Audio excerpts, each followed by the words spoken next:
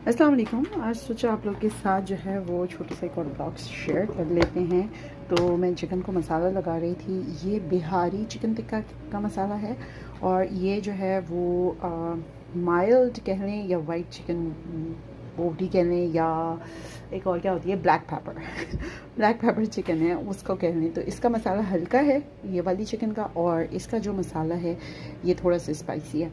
और साथ साथ आज बच्चों के लिए थोड़ा सा टाइम मिल गया था तो कोकोनट कुकीज़ बनाए हैं, और ये मैंने फ़र्स्ट टाइम बनाए हैं तो मुझे नहीं पता बच्चों को कैसे लगेंगे।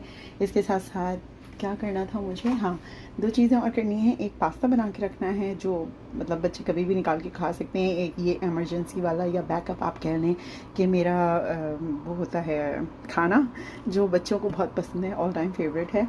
और इसके साथ साथ मुझे बनानी है चिकन कढ़ाई, और वो बना के मैं तो अब मैं 2 दिन के लिए फ़ारिग हो जाऊँगी।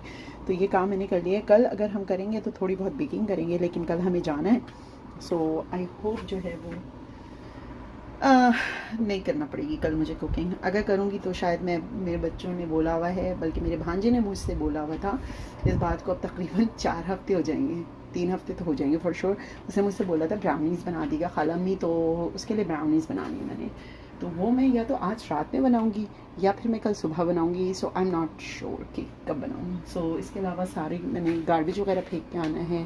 थोड़ा सा ये फैला हुआ रह गया है किचन, इसको क्लीन अप करूँगी। जब तक कढ़ाई भून रही होंगी उस वक्त ये करूँगी। और साथ साथ इसमें से जो है ना वो 2 चिकन के पीसेस वो मैंने अभी बना लेने हैं, क्योंकि मियाँ जी के आने का टाइम हो गया है। बाकी को मैं ओवरनाइट मैरिनेट करूँगी और उसके बाद कल दूसरे दिन मैं बनाऊँगी। अब थोड़ा सा मसाला इसमें जो है ना वो जम जाए, और ये वाली जो है वो मैं फ्रीज़ कर दूँगी। तो बस आज के लिए इतना ही। मैं क्लीन अप शुरू करती हूँ और फिर मिलते हैं आपसे। अल्लाह हाफ़िज़।